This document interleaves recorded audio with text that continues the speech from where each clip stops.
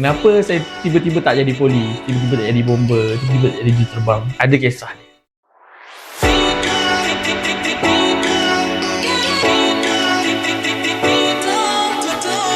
Alright, Assalamualaikum warahmatullahi wabarakatuh. Selamat pagi. Kita kembali di dalam Cuh Podcast bersama Saikon setiap hari Khamis 10 pagi di YouTube channel Saikonimas Official. So hari ini kita kembali dengan topik-topik yang agak menarik pada hari ini. Kita menjemputlah datang Cik Gary John. Selamat pagi. Terima kasih kerana menjemput saya pada hari ini. Ini first time podcast. Okay. So kita tengoklah apa yang kita boleh kita akan bincangkan sebentar. Tapi kita taklah bincang sangat. Hari ini kita boleh bertukar-tukar pandangan, bertukar-tukar berkongsi ilmu dengan semua orang lah. Okay. So tak kenal maka tak cinta kata orang. Okay. So Cik Gary bolehlah perkenalkan diri dari mana sebelum ini, sebab setahu saya Cik Gary merupakan baru berkhidmat di Unimas. Okay. Berapa bulan dah Cik Gary? Bulan 11 saja. Bulan 11. So ni masuk yang 3 bulan lebih. Okay. 3 bulan lebih. So tapi walaupun baru berbulan-bulan di Unimas, tapi pengalaman beliau di luar agak meluas. So hari ini bolehlah Cik Gary perkenalkan diri, dari mana sebelum ini, sebelum ni belajar dekat mana, dan perkembangan semasa Cik Gary lah. Silakan. Okey, terima kasih Cik Syafa kerana jemput saya pada pagi ni untuk podcast. Okey, untuk makluman, ini adalah podcast pertama saya. Seumur hidup inilah podcast pertama saya. Selalu bercita-cita untuk masuk mana-mana podcast. Tapi bila masuk ke Unimas, bila dapat offer daripada section Saikon untuk podcast, so tanpa menunggu lagi, so terus accept lah. Okay, so basically saya akan ceritakan sedikit berkenaan dengan latar belakang saya lah. Okay, walaupun saya baru masuk Unimas selama 3 bulan lebih, tapi Unimas ni bukan satu benda yang asing lagi lah, sebab saya adalah alumni Unimas. Tahniah. So saya merupakan alumni Unimas, intake 2013, konvo pada 2017. Dan seterusnya saya menyambung pengajian saya di peringkat master, dan baru tamat pada tahun 2023 lah. So saya ambil master waktu zaman COVID. Agak berbeza sedikit sebab masa COVID kebanyakan kelas dijalankan secara online dan sebagainya lah. So untuk pengalaman bekerja tu boleh dikatakan agak luas kerana saya baru sahaja balik ke Sarawak. Sebelum ni saya bekerja di Putrajaya dalam banyak juga kementerian. So hopefully pengalaman yang saya dapat tu dapatlah saya kongsikan kalau dia berkaitan dengan topik kita pada hari ni lah. Okay. Itu je kot. Tak apa, nanti kita korek lagi. Okay, so hari ni kita nak berkongsi tentang satu topik. Ini semua orang ada impian, semua orang ada cita-cita daripada kecil sehingga besar. Sebab saya ingat lah masa saya kecil dulu, darjah 1, dekat sekolah, cikgu akan beritahu, okay, 1, 2, 3, apa cita-cita awak nanti bila dah besar. So kita letaklah, macam saya sendiri letak sebagai tentera laut, polis, askar, okay, semua yang beruniform. Mungkin Cik Gary pun ada juga cita-cita. Betul. Kan? Ada impian. Betul. So Cik Gary beritahu lah apa impian Cik Gary masa kecil dulu. Okey, kalau impian bagi saya lah, impian dengan cita-cita tu dia berkait rapat. Dia nampak macam sama tapi dia sebenarnya berbeza. So impian saya sebenarnya adalah ingin melihat dunia yang bahagia, orang kata. Dunia yang tanpa masalah, dunia yang aman, damai. Itu adalah impian saya. Tapi kalau cita-cita, boleh dikatakan sebagai impian juga. Dulu saya yakin dan percaya TV banyak mainkan peranan penting. Kenapa pada zaman kita dulu kanak-kanak lebih suka jadi polis, Betul. bomba dan sebagainya. So kalau macam saya, cita-cita pertama saya kalau orang tanya dulu, bomba. Yang kedua polis dan yang ketiga juruterbang. Dia mesti ada seseorang yang kita jadikan. Kalau kalau untuk bomba tu, waktu dulu kan ada drama Cina TV2 kan. Okey, tahu. So biasa dia akan ada cerita bomba dan sebagainya. So saya sangat minat bila tengok bomba padam api dan sebagainya. Begitu juga dengan polis lah. Saya minat untuk menangkap orang. Kan tadi impian saya untuk melihat dunia yang sejahtera, bahagia, aman. So sebab tu saya memiliki cita-cita tersebut. Dan untuk juruterbang pula, pakaian dia. Okay. Saya dapat rasakan kalau dewasa nanti, kalau saya berpakaian seperti seorang juruterbang ataupun pilot, mesti saya gak orang kata kan. Bangga lah. Bangga lah. Tapi itulah, itu hanyalah cita-cita. Tapi tidak mustahil. Sebab impian mungkin akan tercapai satu hari nanti. Betul. Orang selalu cakap one day. Kan? Betul. Sebab kadang-kadang kalau kita tengok cita-cita ni dia tak mengenal usia. Betul. Kan daripada kecil sampai besar. Kadang-kadang kita lihat cita-cita, impian-impian dari kecil tu, bila kita dah meningkat dewasa apa semua, dia tak menjadi pun. Dia akan jadi lain lah pula. So kalau macam Cik Gary lah, sekarang dulu jadi cerita macam dia kan, ada bomba, terbang. Tapi last masuk sini jadi seorang pegawai. Adakah itu memberi kesan sedikit lah, menangis ni ke di hujung bucu katil ke macam mana? Menangis sebab tak tercapai cita-cita. Tak tercapai. Sebenarnya kan kita ni senang je. Manusia kan makin berusia makin matang orang kata.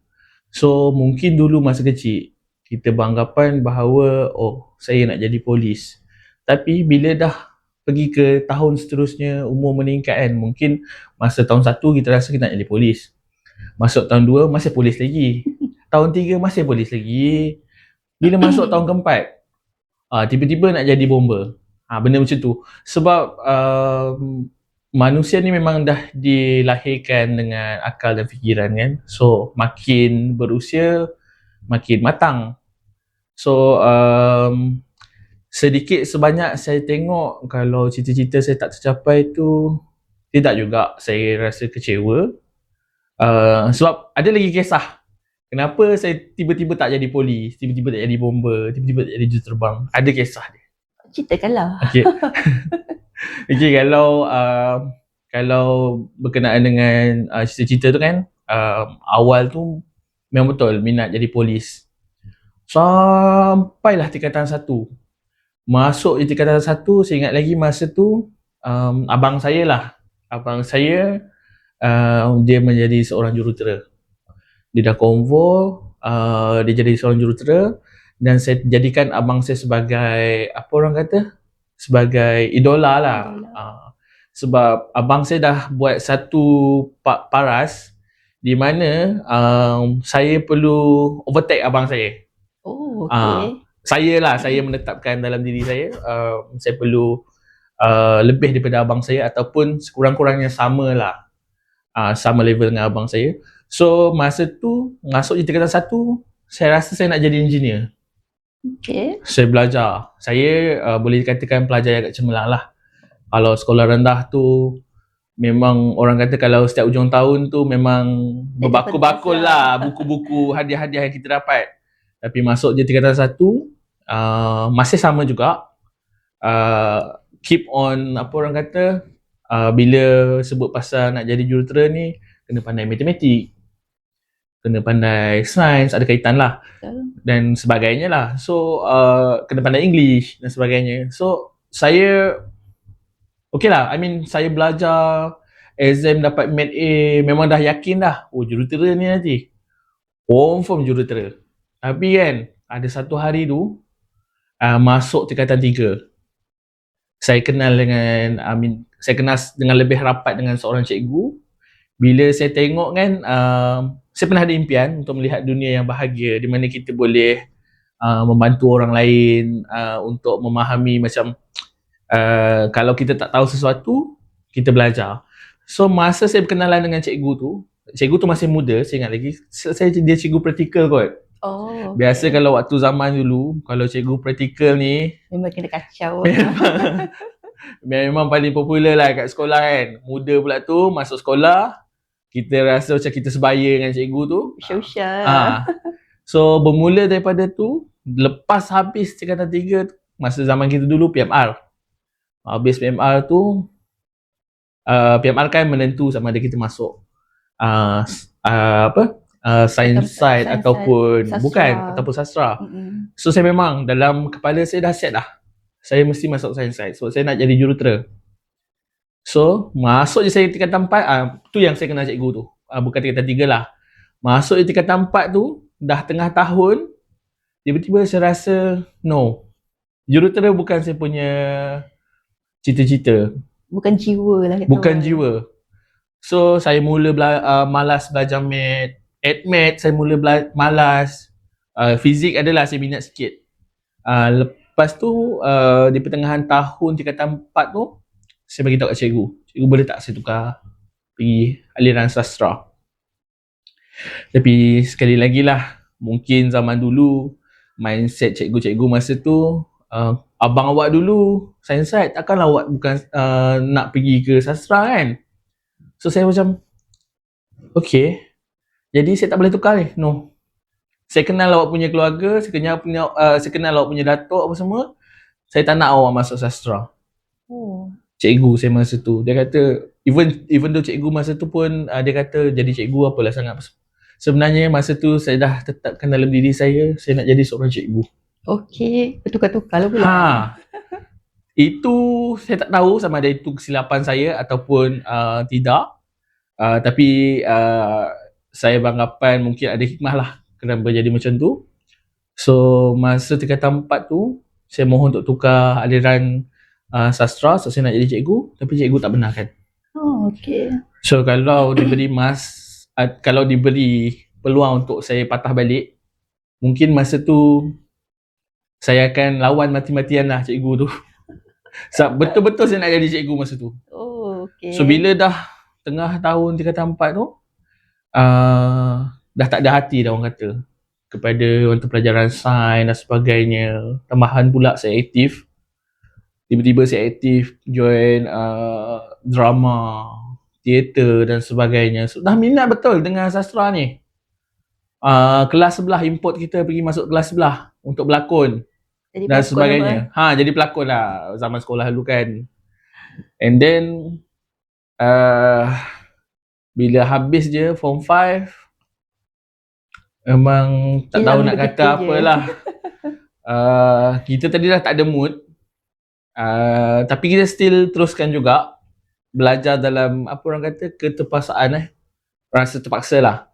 So belajar, dapat je lah apa yang mampu tu. So maksudnya tak tercapai lah nak jadi cikgu, nak jadi Nak engineer. jadi cikgu tak tercapai, nak jadi engineer boleh tercapai sebab masa tu saya dapat tawaran diploma sebenarnya. Oh, okay. Civil engineering dekat UiTM. Oh, okay. Tapi kita punya mindset tadi dah lain dah. Maksudnya saya nak juga jadi cikgu. So saya sembunyikan surat tawaran. Masa tu kita pakai surat tawaran, dia tak ni sangat. Sembunyikan supaya parents saya tak tahu. Tawaran yang untuk jadi cikgu tu? Untuk kejuruteraan dekat UiTM. Okay. Saya sembunyikan, so parents saya tak tahu. Ayah saya pun tak tahu. I mean ahli keluarga saya tak tahu langsung. Oh, okay. Lepas tu saya pernah cerita tadi, saya suka saya nak jadi juruterbangan. Saya pun dapat offer untuk juruterbang. Walaupun result saya tak berapa nak bagus, tapi fizik saya bagus. Matematik saya pun boleh tahan lah. So saya apply untuk jadi dekat satu universiti swasta lah, dekat Bandung kalau tak silap. jadi juruterbang. Dan saya dapat surat tawaran, tapi saya sembunyikan juga. Kenapa? Nak jadi cikgu. Oh, okey. Masih nak jadi cikgu. Masih nak jadi cikgu. Masa tu saya bawa saya punya result SPM, saya pergi jumpa dengan pengarah APG kan. In case kalau dia dapat bantu dan sebagainya. Tapi tidak ditakdirkan untuk jadi cikgu lah. Tapi saya masih tak putus asa.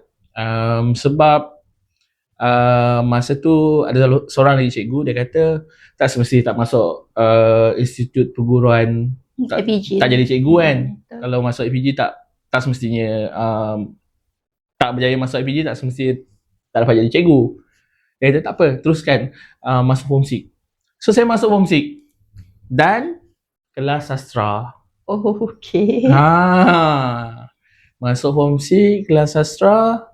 And then belajarlah ambil subjek ekonomi, sejarah dan sebagainya, dan agak cemerlang lah masa tu. Dan berjaya masuk ke universiti lah. So masa tu even though saya dah masuk ke Unimas, tapi mindset saya tadi masa tu agak kecewa sikit lah. So saya target masuk UPSI. Sebab dah jadi cikgu So nak jadi cikgu. Tapi masih tak berjaya juga. Sebab bila saya mohon dalam UPU tu, UPSI pilihan pertama, Unimas pilihan yang ketiga dengan keempat dan seterusnya Unimas. Yang top-top tu semua UPSI. Tapi masih tak berjaya untuk jadi cikgu. So tak apa, saya reda. Saya masuk je Unimas. Tak apa, tak berjaya jadi cikgu, tak apa, jadi pensyarah pula. Tukar lagi. Tak apa, cikgu dengan pensyarah ni dia lebih kurang je sebenarnya. Tapi bila masa tu kita dah tahu, boleh Google dan sebagainya, boleh tengok berdasarkan pengalaman orang lain, bukan orang sekeliling je, satu Malaysia kita tengok pengalaman yang lain kan. So kita tak tertutup lagi peluang untuk jadi cikgu. Kiranya saya perlu habiskan saya punya degree dan apply apa yang orang kata, dia macam DPLI kalau tak silap saya. Cikgu tu. Untuk cikgu. Betul. Tapi masih tak berjaya juga sebab pointer saya masa ambil degree tu agak rendah lah. Agak kurang memuaskan lah. Okay. Oh, cita-cita cikgu tu masih tak capai lagi. Sampailah ke hari ni. So macam tak apa, tak jadi cikgu tak apa. Sekarang pun dah reda dah orang kata kan. Even though sekarang banyak intake untuk cikgu-cikgu, boleh apply guna SPP dan sebagainya, masih juga tak sangkut. Saya pernah sangkut 2 kali kot.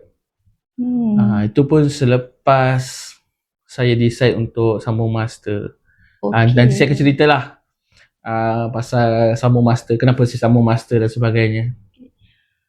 So, tadi kata masuk Unimas, ambil apa, course apa? Oh, dulu Unimas saya ambil jurusan Social Science. Social Science. Science Social dalam bahasa Melayu. So, masuk master? Dalam jurusan kajian antarabangsa yang masa degree tu. Yang master bertukar. Tukar pula. Sebab saya rasa memang bila kita dah bekerja kan, dan kita rasa this is our kekuatan. Ini adalah kekuatan saya. So saya patut explore more berkenaan dengan saya punya kekuatan. Dan saya ambil lah pentadbiran, perniagaan. Okay. Which is sampai sekarang saya sangat minat benda tu. Even though kalau nak bagi nak buat podcast berkenaan dengan perniagaan pun saya boleh ni lah orang kata. Bolehlah bagi orang kata. Kongsi ilmu. Adalah beberapa orang yang telah berjaya kat luar tu atas khidmat nasihat saya. Tak ada. Tak apa, lepas ni kita boleh buat satu podcast lagi berkaitan dengan keuangan. Okey. Di cita-cita ialah daripada cita-cita nak jadi cikgu lah, usaha tu tak apa deh, memang usaha tu semakin hari semakin rasa macam jiwa tu tak tenang bila tak jadi cikgu.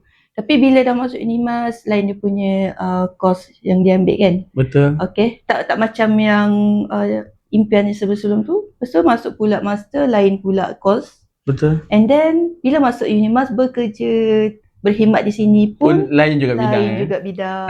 So adakah itu memberi kesan sedikit lah, yelah cita-cita dia cikgu katakan, tapi daripada cikgu-cikgu yang nak jadi cikgu tu tapi tak menjadi, jadi pula sekarang pegawai pembangunan masyarakat.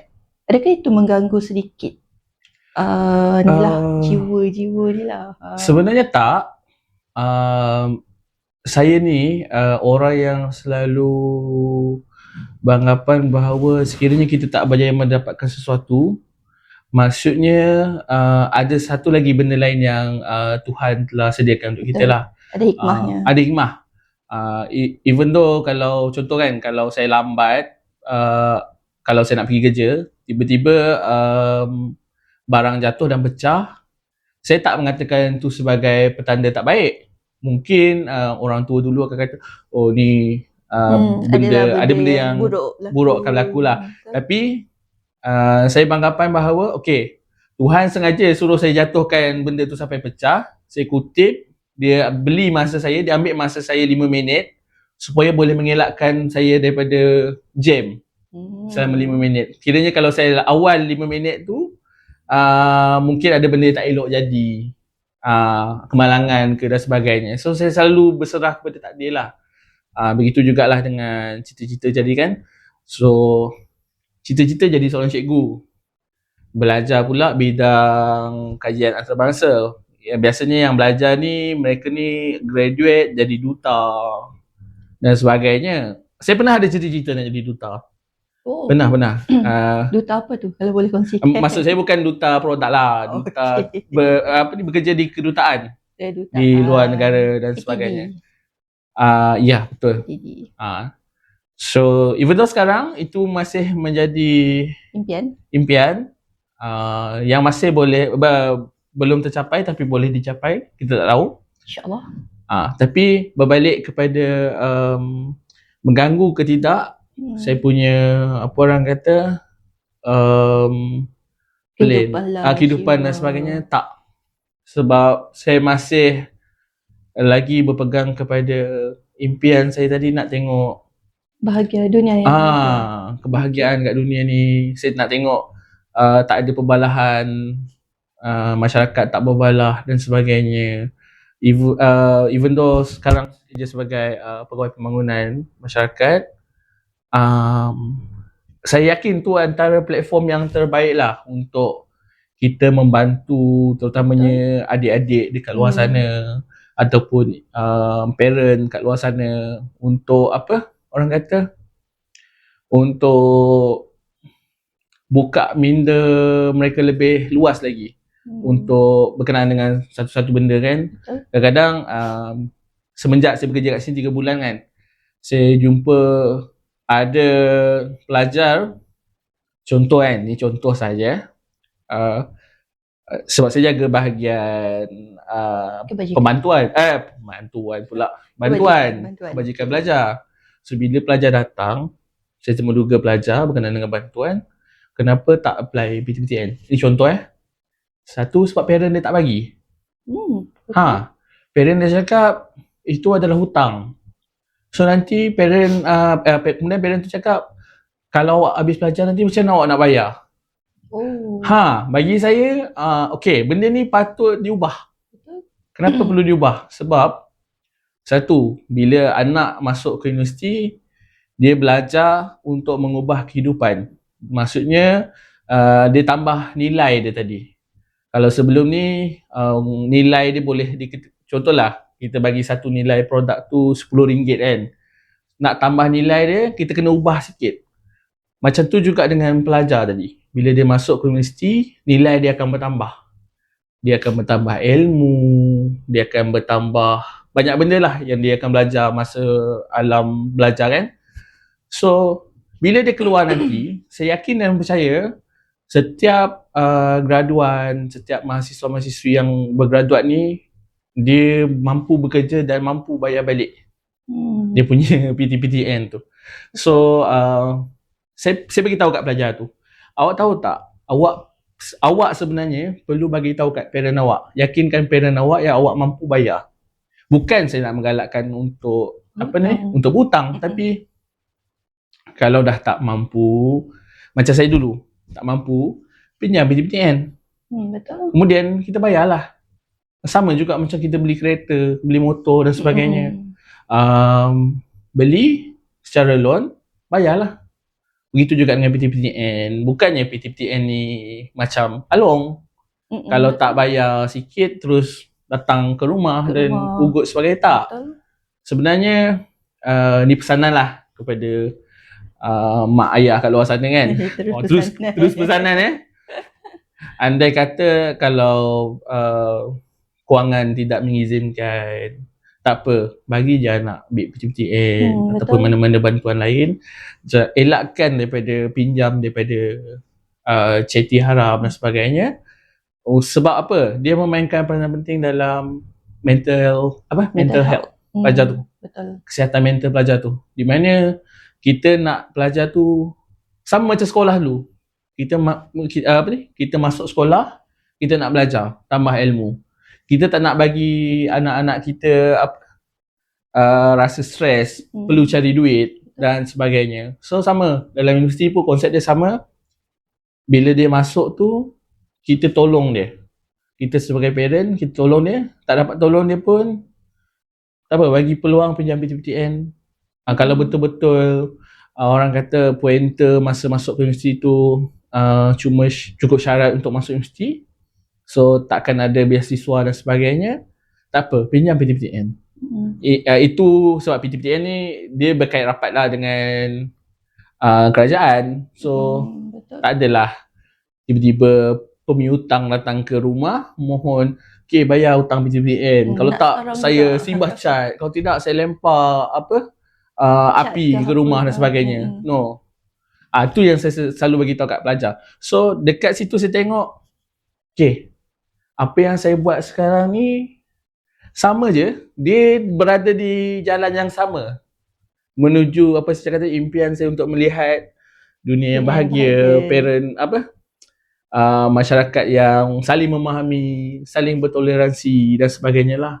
So saya tak rasa macam dia mengganggu, walaupun cita-cita saya berubah tadi, dia masih berada di landasan yang sama lah. Boleh dikatakan macam tu. Okey, banyak pengalaman tu. Banyak. Kalau nak ceritakan memang tak habis 1, 2, 3 hari ni kan. Betul. Okey, bila Cik Giri ada bagi tahu tadi nak jadi guru tapi tak menjadi apa semua kan. Masuk U pun, course pun bidang lain-lain daripada degree sampai ke master. Tapi sikitlah saya nak bagi tahulah sikit. Kita ni walaupun kita tak menjadi guru tu, tapi kena faham guru tu apa. Guru itu adalah membimbing. So kita di mana-mana pun kita boleh jadi guru sebenarnya. Di rumah, di tempat kerja, kita dengan kawan-kawan pun kita boleh menjadi guru kepada mereka. Sebab guru ni membimbing kan. Tapi dia akan membimbing ke arah yang baik lah. Kalau membimbing ke arah yang keburukan tu, itu lain cerita lah. Tapi tetap menjadi guru juga. Walaupun cita-cita nak jadi cikgu, orang panggil kita cikgu Gary macam tu kan. Kita nak yang macam tu kan. Kita nak macam tu. Tapi yalah, kalau kita nak sesuatu yang kita tak impikan tu, tak bermakna hidup kita tak bahagia. Betul. Kita yang perlu mencipta bahagia itu. Betul. Barulah kita rasa macam tak jadi cikgu sebelum ni, tapi sekarang kita tukar sedikit dia punya tu, cikgu tapi dalam lain punya caranya kan. Right. So sepanjang perjalanan Cik Gary lah dalam mencipta kerjaya. Okay, sekarang kita nak cerita pasal kerja lah, kerjaya di Unimas ni khususnya lah sebagai seorang pegawai pembangunan masyarakat. Okey, adakah keputusan, sebab Cik Gary dah lama dah dekat Kuala Lumpur Betul.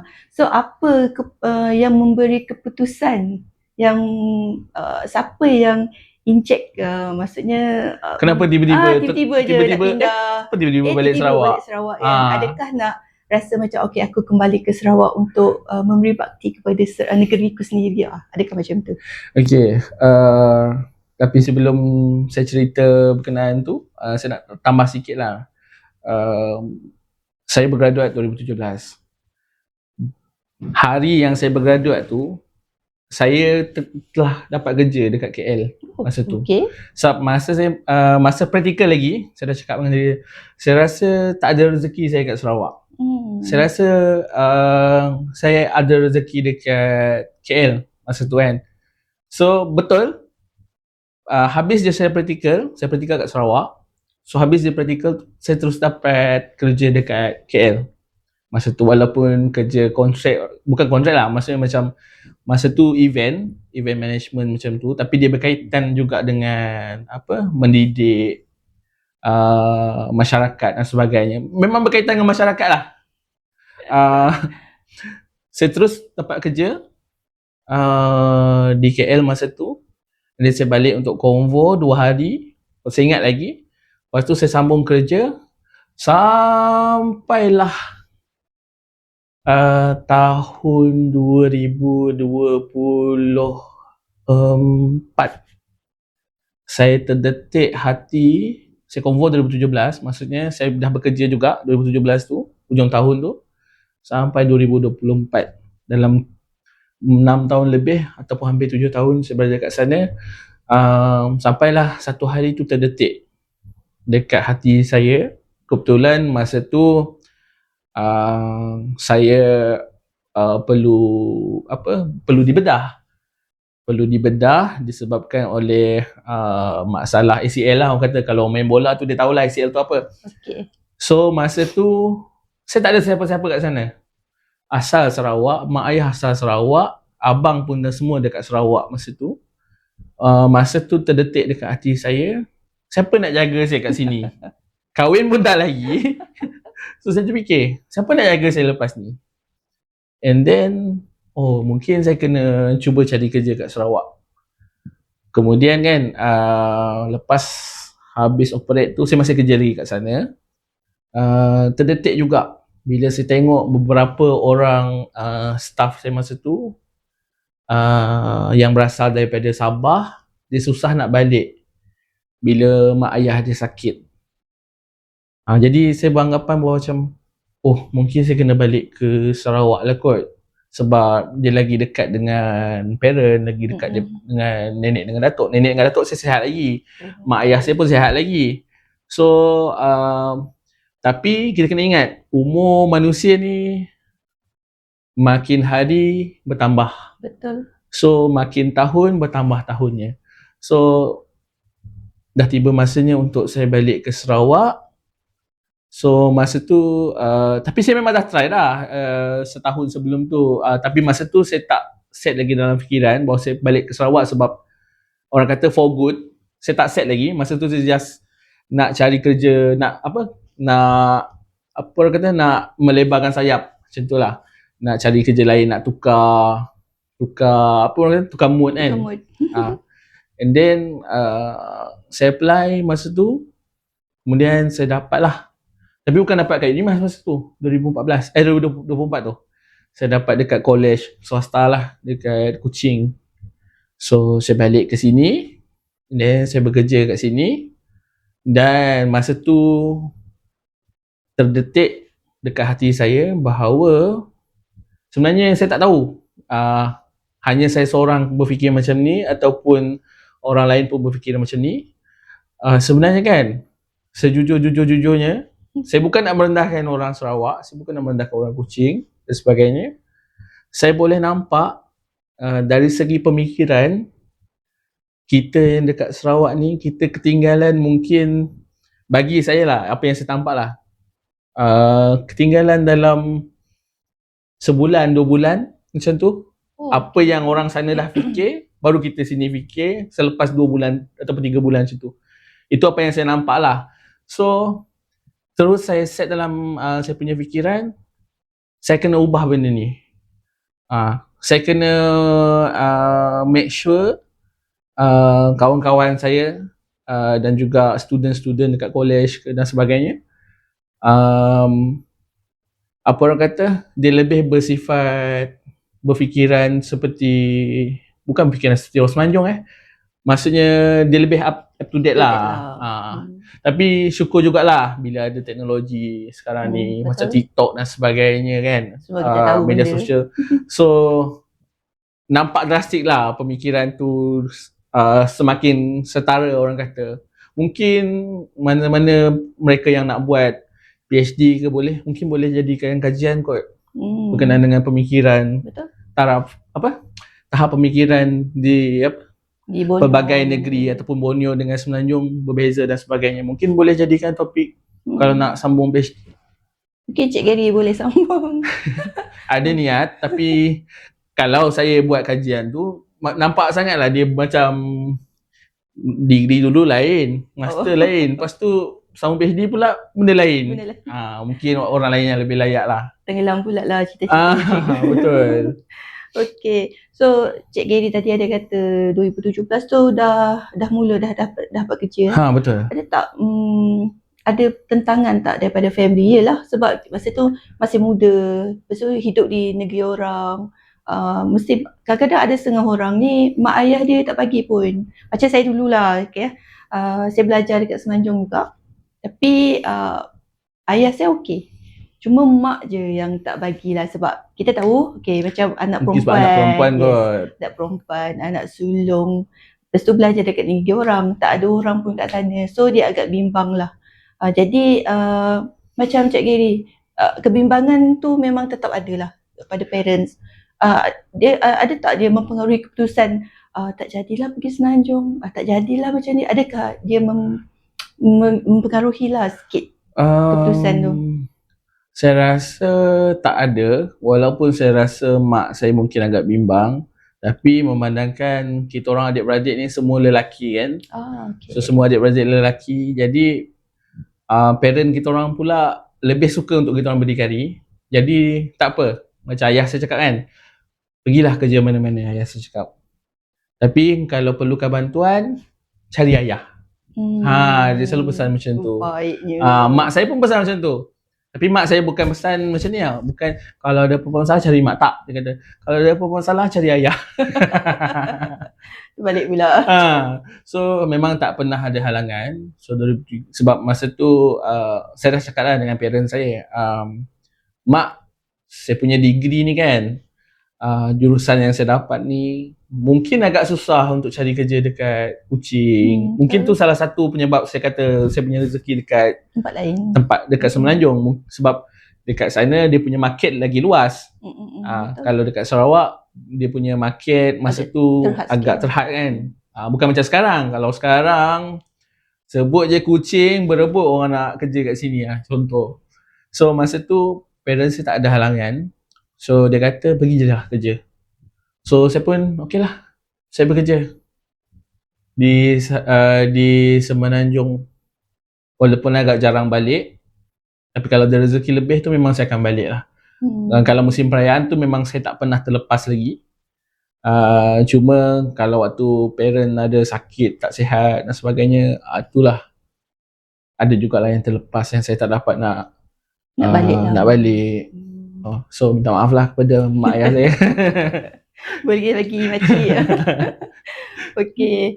Yelah, itu satu, kita kadang-kadang ada setengah parents ni dia bimbang sebenarnya sebab anak-anak berada di tempat jauh daripada mata mereka kan. Tapi kita kena pasakkan dalam minda kita, rezeki itu luas. Betul. Di mana-mana memang akan ada rezeki. Sebab kata orang rezeki tak salah alamat. Betul. Sebab Tuhan pun dah tetapkan mana rezeki kita kan.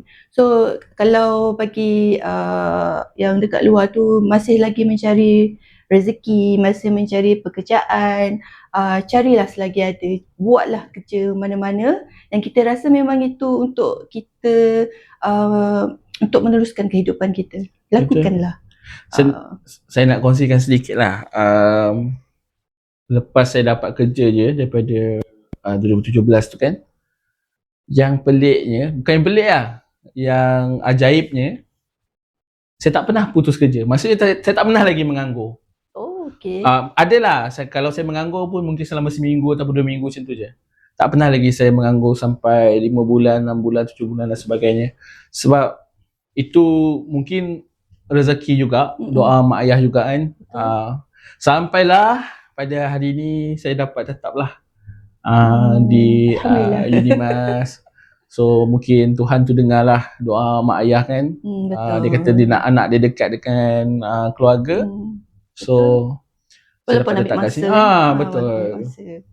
Itu pun kalau saya tak sambung master dulu, mungkin saya tak berada dekat sini hari ni. Betul. Tu ada juga dia punya Ada hikmahnya. Ada hikmah juga. Ada hikmahnya. Sebab masa tu saya banggapan berbalik kepada nilai tadi kan. Kita nak tambah nilai dalam diri kita. Kadang-kadang nak tambah nilai ni tak semestinya nak kena apa orang kata, nak kena tambah duit. Betul. Kemudian baru ada nilai. Tak, betul. nilai yang saya kata tadi tu nilai dalam diri kita. Betul. Dulu bila saya graduate saya punya degree, pointer agak orang kata cukup-cukup makan lah. Dia kalau kita hantar resume dekat syarikat tu, dia mungkin kalau ada 20 orang pemohon tu, mungkin dia berada dekat nombor 10 lah macam tu. So biasa yang nombor 10 tu tak dapat kerja lah tu. Biasanya yang 1-2 je yang akan dapat. So masa tu masa COVID lah. Nak kata bersyukur ataupun tak, masa COVID tu Tuhan sebenarnya dia bagi kita berehat sekejap. Dia bagi kita berehat, korang duduk rumah, bukan tak payah buat kerja, buat kerja tapi dalam keadaan yang agak tenang dan sebagainya. So masa tu saya berfikir, saya tak cakap dengan keluarga saya macam, mak, saya nak sambung master, bulan depan saya nak apply. Tak. Dia macam saya bangun tidur, buka laptop masa tu, and then apa kata saya cuba apply master. Saya apply, seminggu lepas tu dapat tawaran. So saya macam, rezeki saya sambung master ke ni? Walaupun masa tu saya cakap, ada duit ke tak ni kan? Nasib baiklah masa tu government kan dia bagi kita keluarkan duit EPF tu kan? KWSP kan. So saya tadi dah kerja daripada 2017. So bila buka akaun KWSP tu, boleh kot. So saya sambunglah belajar dengan menaja diri sendiri. Okey. Ada jugalah yang tak cukup sikit. Adalah ayah top up. Dia support lah, betul. Dia sambung belajar kan. Sebab kita tahu kita tak kita tak nak cerita dah yang bandar-bandar ni, anak-anak bandar, tapi kadang kita kesian juga yang anak-anak daripada kampung, kalau dia tak terdedah dengan macam yang perkara macam ni, mereka tak nak sambung. Mereka akan tak apalah, aku hadap je lah, kerja kat kampung je lah. Macam tu. Macam keputusan saya untuk sambung belajar tu, masa nak sambung master tu kan, saya rasa itu adalah keputusan yang terbaik yang saya pernah buat dalam hidup saya. Saya tak nafikan, ini adalah keputusan terbaik yang saya buat dalam hidup saya. Sambung master, belajar pula pentadbiran perniagaan. Memang benda tu memang orang kata, lupa saya nak cakap, datuk saya peniaga. Maksudnya dia ada perniagaan lah, dia berniaga kampung dan sebagainya di kampung. Jadi mungkin benda tu tadi ada mengalir dalam darah saya. So bila sambung master tu berkaitan dengan pentadbiran perniagaan kan, automatik benda tu keluar orang kata. So masa keluar result, sebab saya ambil coursework, so masuk kelas macam biasa, belajar macam biasa, exam macam biasa. Bila saya tengok result tu, memuaskan hati lah. Sangat memuaskan hati. Orang kata, kiranya kalau resume yang 20 tadi tu, saya berada yang nombor 1 tu dah sekarang ni. Dia macam tu. So maksudnya dah ada nilai baru. Kalau sebelum ni nilai saya banyak ni. Bila saya sambung master tu, banyak ni pula. Dia macam lagi banyak. So itu antara penyumbang utama bila saya apply kerja kan, macam apply untuk masuk ke Unimas dan sebagainya. Itu antara orang kata penyumbang terbesar lah. Saya punya nilai master tu tadi. Saya tak nak kata bahawa tu sebagai tiket untuk masuk kerja Maksudnya? tapi itu adalah penambah nilai. Betul. So maksudnya seberapa banyak ilmu yang kita tuntut dan sebagainya yang kita belajar, ianya menambahkan lagi nilai kita. Tak pernah rugi pun. Betul. So kepada mak ayah dekat luar sana, promote lagi. Promote lagi. So jangan pernah menghalang anak-anak ataupun cucu-cucu untuk menyambung pelajaran ke peringkat yang tertinggi. Sebab mungkin hari ni kan Safa kalau perasan dekat media sosial ramai influencer kata belajar tak habis, SPM tak habis, tapi boleh berjaya dalam hidup, boleh bawa kereta mewah. Mungkin kita boleh nampak dia nilai luaran, nilai kewangan, mungkin okey dia banyak, tapi dia hilang satu lagi nilai. Nilai ilmu dalam diri dia agak kurang. Betul. Sebab Cara tu, pemikiran. sebab tu bila saya perasan jugalah ada beberapa orang influencer kat luar sana, bila kita tengok cara dia bercakap, kita nampaklah dia sebenarnya dia nilai dalam diri dia tu agak kurang lah. Mungkin keluar beg duit tebal. Dia kepuk-kepuk. Dia kepuk-kepuk dan sebagainya, tapi nilai tadi tu. Betul. Sebab tu kita selalu tengok kan mereka-mereka yang luar sana yang memiliki kejaya sebagai influencer, ada yang okey, ada yang tak okey. So kalau orang tanya saya, pada pendapat awak, seorang influencer tu perlu tak ada pendidikan? Bagi saya perlu. Betul. Sebab sangat-sangat tanpa pendidikan, tanpa ilmu yang secukupnya, mungkin benda tu tak tahan lama. Betul. Mungkin duit kan, dia boleh habis. Hari ni ada 1 juta, keluar beli ni, tak ada ilmu berkenaan dengan duit, habislah. Betul. Tapi kalau ada ilmu berkenaan dengan duit, mungkin dia lagi berlipat kali ganda. So itulah saya punya ni. Kalau macam pelajar-pelajar kat luar sana yang masih berimpian, orang kata tak apa, masuk kelas kat sekolah kan, duduk belakang main-main, tapi end up jadi SPM tak pergi dan sebagainya, rugilah. Sangat-sangat rugi. Sangat-sangat rugi. Sebab kata orang bila ada ilmu ni, janganlah kita simpan ilmu tu. Betul. Sampai kita dah ada degree, ada master, ada PhD, tapi kita simpan je, biar dia dekat tepi je. Tapi kita kena gunakan lah. Barulah dia jadi nilai yang sangat-sangat berguna dalam hidup kita. Betul tak? Betul. Okay, macam sekarang lah Cik Gary dah jadi seorang pegawai pembangunan masyarakat pula tu kan. Memang memberi bantuan, memang dekat dengan community. Okay. Adakah itu bila fikir balik cita-cita dari cikgu tersebut, tapi adakah itu memberi kerja sekarang? Adakah yang memberi satu kepuasan atau hanya sekadar untuk menstabilkan diri je? Bagi saya secara peribadi, ianya memberikan saya satu kepuasan. Okay. Sebab saya bercakap ni berdasarkan pengalaman saya yang lepas. Kerana kenapa saya rasa puas? Satu, sebab saya dapat membantu masyarakat.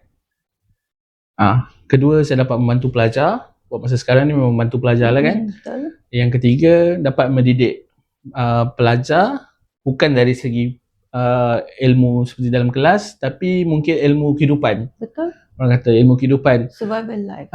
Survival. Macam mana nak survive. Betul. Kalau orang tanya saya kan, adalah beberapa orang pelajar, dia tanya, waktu sir dulu kan, waktu sir belajar kat Unimas kan. So saya cakap saya alumni. Bila setiap kali saya interview mereka, saya cakap, tak apa, saya faham, saya dulu alumni. Terus pelajar tu tanya, waktu sir dulu macam mana sir boleh survive kan, waktu zaman belajar. Terus saya cakap, dulu tak macam sekarang. Dulu bantuan agak terhad. Tak banyak pun. Tak banyak macam sekarang. Kalau macam sekarang, PMX umum je macam ni, okey, bantuan. Ada 1,200 pula. Ya betul. Waktu saya dulu, saya ingat lagi, masuk je, saya tak ingat 500 ke 1,500 yang PTPTN bagi pendahuluan tu. 1,500. Itu pun kena bayar. Tapi apa, kita terima je sebab satu, tak nak bagi parent sakit kepala nak cari duit. Betul. Yang kedua, of course lah, dia bukan daripada Along ataupun Citi Haram.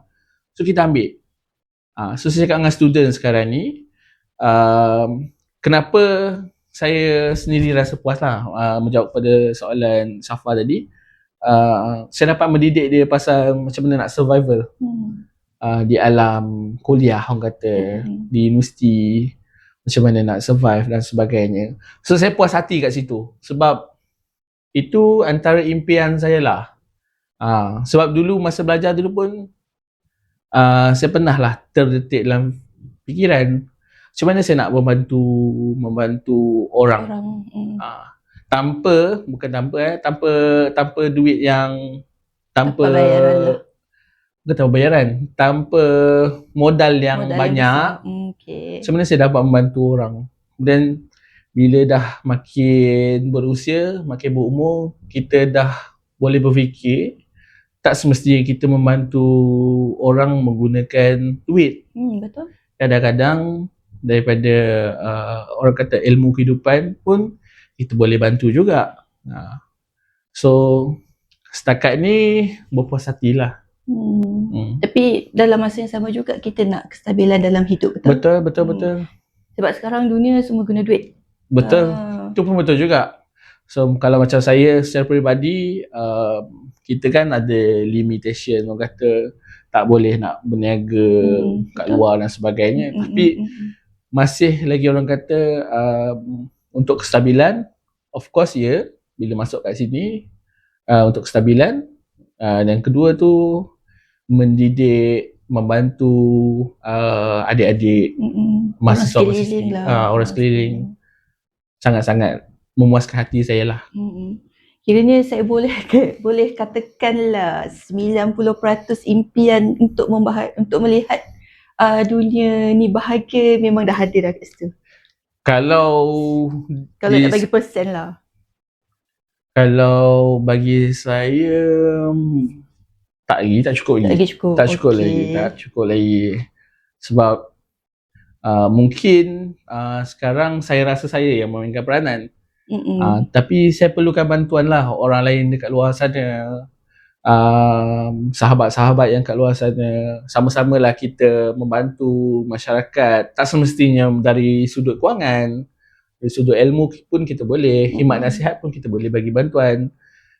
Mungkin satu hari nanti bila kita berjaya mendidik ataupun berjaya bagi nasihat dan sebagainya, mungkin benda tu akan berubah lah. Mungkin boleh saya cakap kalau persekitaran saya mungkinlah 90%. Sebab kalau dalam keluarga saya sendiri pun, saya selalu jadi bahan rujukan. Walaupun saya bukan paling muda, antara yang umur pertengahan lah dalam keluarga, tak kisah adik-beradik ke dan sebagainya, pun masih dijadikan rujukan oleh keluarga. Itu adalah guru yang terbaik sebenarnya. So itu satu kebanggaan sebenarnya. Bila kita tengah, contoh lah, tengah minum kopi kat kedai kan, tiba-tiba ayah call, tanya, oh ni macam mana ni? Kita bagi pendapat, kita bagi nasihat kat ayah kita. Betul juga kan. Lepas tu kadang-kadang abang call, ni macam mana abang ni ni. Padahal abang tadi dia lebih tua ke? Dia lebih tua kan. Tapi bila abang saya bertanya soalan, tanya pendapat saya tadi, and then dia buat keputusan berdasarkan saya punya pendapat, terus saya rasa macam, saya, walaupun mungkin saya tak sama level dengan dia jurutera kan, tapi saya masih dijadikan bahan rujukan tu saya rasa bangga lah. Sebab kita dah dijadikan rujukan orang lain. Betul. Untuk membuat keputusan dalam hidup mereka pun, dia cari kita sebab ada sesuatu pada kita pun. Betul. Pak kata Cik Giri tadi, nilai tu ada. Nilai tu ada. Orang cari nilai tu sebenarnya. Sebab saya sebenarnya ada seorang sebenarnya yang pernah bagi nasihat kat saya yang buat saya sampai ke hari ini saya masih terngiang-ngiang suara beliau. Dia bagi nasihat, iaitu saya punya bukan nak kata ikon Idola? Idola lah kot, Idola. iaitu kalau Safa kenal dulu Prof Fazil orang kata. Kenal. Satu Unimas kenal. Saya memang macam anggap macam walaupun saya pernah bekerjasama sekejap dengan dia, tapi setiap kali dia bercakap, benda tu Masuk ke hati. dan dia berjaya mengubah Betul. kehidupan kita. Dia jumpa kita hari ni kan, contoh borak-borak macam ni, dia cerita. Balik tu, terus kita ada pandangan yang berbeza. Maksudnya macam kita punya pemikiran lagi terbuka dan sebagainya. Suntikan dia tu. Betul. Jadi kalau Prof tengok ni, terima kasih lah Prof. Menjadi sumber inspirasi. Ya, menjadi sumber inspirasi kepada saya. Mana tahu kita boleh jumpa Prof ke nanti buat satu podcast Prof. Okey. Bila dah balik ke Sarawak, kita cerita tadi kan, mestilah apa perasaan family dengan Cik Gary lah. Lepas tu dengan pekerjaan sekarang. Kalau perasaan family tu, of course lah, mereka gembira sebab kita lagi dekat. Sekarang ni apa-apa call 2-3 jam boleh sampai kat kampung kan.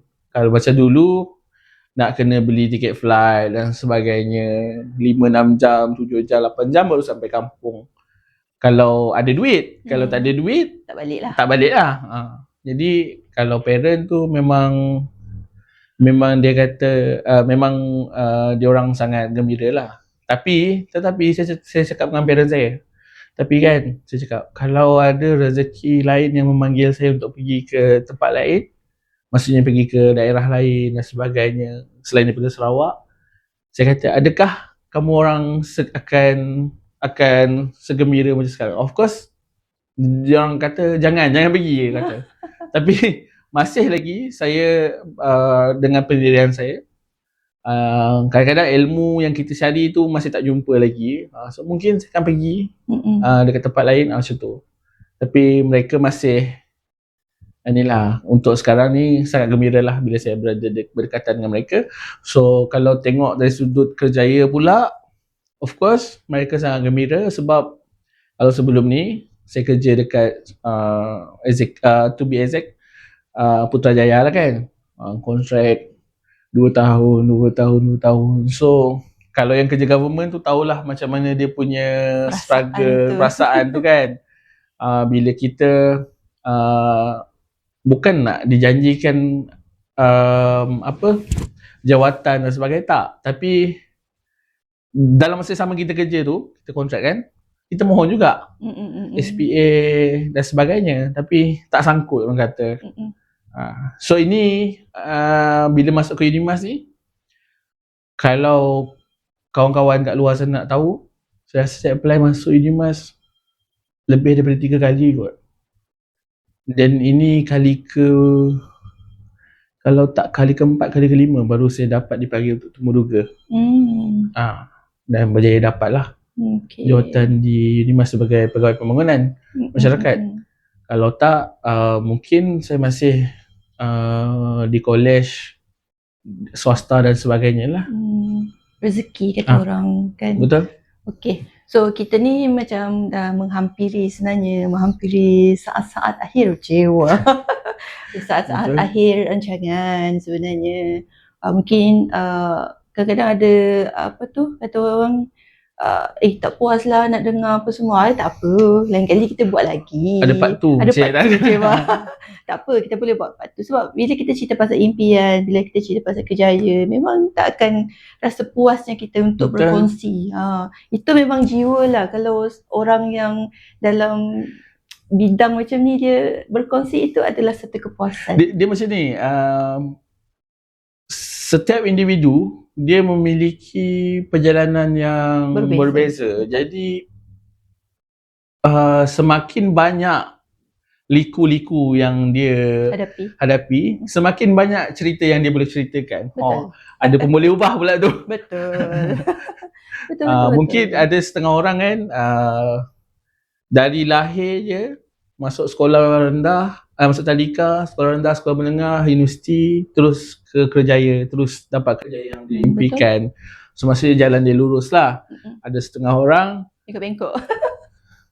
dia dah sampai ke simpang ni, tiba-tiba dia kena belok belah kiri pula. Ada Betul. lencongan, orang tengah buat parit. Kemudian jalan lagi, ada lagi lencongan. Jadi saya beranggapan setiap individu, setiap orang dekat dunia ni memiliki jalan yang berbeza. Betul. Macam saya, banyak lagi yang saya belum cerita, tapi itulah saya cakap, setiap orang ni memiliki perjalanan yang berbeza. Jadi semakin banyak liku-liku yang dihadapi tu, semakin banyaklah dia punya pengalaman hidup. Betul. Sebab yelah kalau nak cerita pasal Kerjaya apa semua, saya pun mengalami, saya pun menghadapi liku-liku kehidupan itu sebenarnya. Sebab sikit nak cerita. Dari dulu memang kita ada impian, tapi kalau macam saya sendiri, memang saya dulu bukan pelajar yang cemerlang, tapi kita ada impian. Tapi untuk memenuhi impian, kita nak impian tu tercapai, so kita berusaha lah. So saya pun kalau nak cerita, zaman dulu cita-cita nak lawyer. Bila masuk sebab abang-abang daripada UKM dulu masuk sekolah, kita lah pasal dia ambil kos ni, ambil undang-undang, so kita pun rasa nak jadi lawyer lah lepas ni. Tapi after SPM tak jadi lawyer, masuk pula politeknik. So bila masuk politeknik, aku nak jadi engineer lah, apa betul. Semua kan. Mesti ingat technical punya kan. Betul. Poli. Tapi memang minat memang ada. Tapi lepas tu macam Cik Gary, dia tak sempat menganggur sampai bertahun-tahun kan. Betul. Saya menganggur sampai 2 tahun, 3 tahun. Tapi saya tak rasa benda tu mengganggu kehidupan. Sebab apa? Kita rasa tak apa, itu adalah cabaran untuk kita. Jadi saya pun saya jadi sukarelawan. Sepanjang sebelum saya menyambung pengajian dalam bidang psikologi di Kelantan, saya menganggur, saya ikut sukarelawan dan saya pusing satu Sarawak. So itu rasa macam memberi satu kebahagiaan kepada saya. Dan dalam fikiran saya pula, tak apa, nak sambung belajar dalam bidang lain pula. Tak naklah teknikal dah habis dah. Betul. Nak sambung jadi psikologi. So saya sambung lah. Tapi dalam masa nak sambung tu pun ada cabarannya, mak ayah tak bagi. Kalau ikutkan dulu, jauh kan. Betul. Kelantan pula tu. Kelantan. Syek kita jangan pecah ni. Dia takut anak dia kahwin dengan orang Semenanjung sebenarnya. Itu sebenarnya. Tapi taklah ni, kata orang, kita taklah nak datang sana pun nak cari ni pun semua kan. Betul. Kita nak belajar. Kita nak belajar, cari ilmu. Jadi bila dah habis belajar apa semua, tetap lagi. Tapi masa tu lah rezeki memang datang berterusan. Yes, bertalu-talu. Tapi sebenarnya jiwa tu tetap dengan sukarelawan sebenarnya, aktivis. Sebab pernah bercita-cita nak pergi luar negara apa semua. Tapi masa belajar dulu memang ada lah. Cuma bila dah habis belajar tu, bila dah dekat mak ayah apa semua, so mak ayah kata carilah kerja tetap apa semua kan. So nak ceritanya, ayah saya lah yang cari kerja untuk saya. Sebab dia tak nak anak dia pergi sana, pergi sini. Betul. Kan. Sebab aktivis ni dia kena ke sana kemari. Lagipun saya perempuan. Tapi alhamdulillah lah dapatlah kerja kat sini. Itu perjalanan kerjaya seseorang, betul lah kata Cik Gary. Memang berbeza. Cara kita untuk menghadapi pun benda yang berbeza. Walaupun kita kata hujan di tempat yang sama, tapi untuk menghadapi hujan tersebut, orang itu berbeza. Betul. Penerimaan dia lah, kata orang. Mungkin yang ni ada bawa payung, dia buka payung. Betul. Yang ni tak ada payung, macam mana dia nak tempat berteduh. Tumpang stesen bas pula. Sebagainya lah. Betul Syafa. Macam saya tadi kan, bila saya kata impian saya nak lihat dunia ni bahagia, aman dan sebagainya. Saya semenjak saya bekerja di Putrajaya kan, di pelbagai 3 kementerian berbeza kan,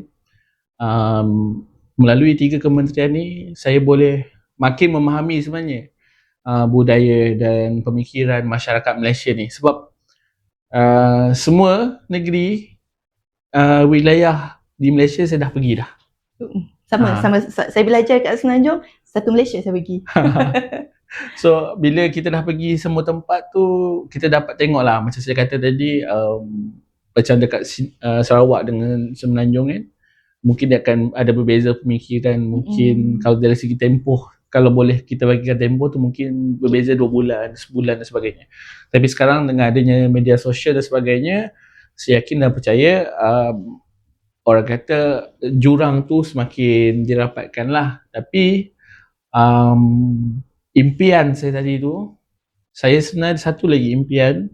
Bila saya dah habis daripada saya belajar dan ke alam pekerjaan, dan ada satu impian saya yang saya rasa tidak mustahil ataupun kita tengok dulu macam mana, iaitu mengelilingi dunia. Di mana saya nak tengok satu tempat. Saya dah pernah pergi beberapa buah negara. Betul, saya dapat tengok pemikiran yang berbeza. Mungkin berdasarkan dia punya geologi, cuaca dan sebagainya. Tapi kita kena ingat, ada satu benda yang saya rasa semua sama, iaitu kebahagiaan dekat dunia, keamanan dan sebagainya. Itu benda yang tak akan ada perbezaan lah. Maksudnya semua tempat, semua orang menginginkan benda tersebut sebenarnya. Kalau kita tengok, kalau sekarang ni bumi dah makin tua, ada perang sana dan perang sini. Sebenarnya kenapa perlu ada semua tu kan? Jadi sebab itulah impian saya daripada kecil sampai ke sekarang ni, nak lihat dunia ni lah, bahagialah. Kalau dulu kita tengok kartun Power Rangers menyelamatkan dunia kan, bumi kan. So kita tak ada superpower, mungkin kita boleh influence orang untuk capai kedamaian tu kan dan sebagainya. Kita tengok agama pun, setiap agama dia mengajar umatnya ataupun mengajar manusia untuk untuk hidup aman dan harmoni dan sebagainya, berbuat baik dan sebagainya. So belum pernah lagi ada agama yang mengajar untuk berbuat jahat. So hopefully kepada mereka yang kat luar sana yang tengok video kita ni, harap sama-samalah kita, kalau kita tak mampu untuk bukan tangkap lah, nak sebarkan ilmu dekat semua orang, at least orang sekeliling kita lah. Betul. Mak ayah kita lah. Macam tu. Adakah itu kata-kata akhirnya? Boleh dikatakan itu kata-kata akhir. Okay, bagilah sikit lagi nasihat lah untuk penonton. Sikit nasihat kepada adik-adik terutamanya. Kalau mak ayah saya rasa semua dah berkejaya. Kalau untuk adik-adik mahasiswa-mahasiswi kat luar sana, carilah ilmu. Kalau dulu orang kata ada pepatah kan, carilah ilmu sampai ke negara China kan. Betul. Sebab negara China ni antara peradaban terawal dekat dunia. So kita carilah ilmu. Pergi ke satu tempat cari ilmu baru, pergi satu tempat cari ilmu baru. Tapi jangan simpan ilmu tu dalam diri kita sendiri. So make sure kita kongsikan dengan orang lain. Begitu juga dengan kerjaya dan impian. Jangan jadikan impian sebagai pemusnah untuk kerjaya. Kadang-kadang dia perlu bergerak seiring. Macam saya tadi, saya nak tengok masyarakat yang bahagia. So, bila saya kerja dalam bidang sekarang, saya boleh membantu menyelesaikan masalah pelajar sedikit sebanyak, dapat membantu masyarakat lah. So jangan tinggalkan impian. Bila impian tak tercapai, jangan pula terlebih mengejar impian sehingga kerjaya diri sendiri itu terabai. Macam tu. Betul. Masuk ke jiwa. Okey, itulah kata-kata seorang bukannya lah orang yang berpengalaman dalam kehidupan. Kita ni hidup bak kata orang kan, kita kena carilah ilmu sehingga kita ke liang lahat. Kita tak tahu usia kita ni sampai bila kan di dunia ni, bila-bila masa je Tuhan nak cabut. Janganlah berputus asa untuk mencari ilmu. Ilmu ada di mana-mana. Sekarang online dah ada. Tapi janganlah kita cari ilmu di online tu memang yang bukan sesuatu memberi manfaat kepada kita. Ilmu yang Kita kena bukan-bukan. yang bukan-bukan. Cari ilmu sihir lah pula kan. Kita tak tahu. Tapi benda tu ada. Bukan Betul, kata betul. tak ada. Okay.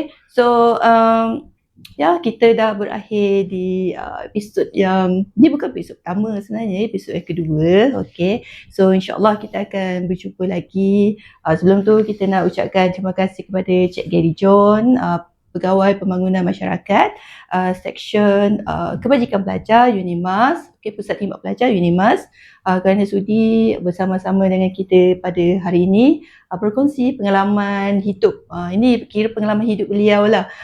Kalau kata untold story, ada orang tak tahu cerita dia, yang ini tahu cerita dia kan. Ni buat pertama kali lah saya cerita. Okey, pecah rahsia kan. Okey, tak apa. InsyaAllah kita akan berjumpa lagi di lain waktu, di lain masa, tapi dalam Kita Podcast bersama saya Kon. Assalamualaikum warahmatullahi wabarakatuh.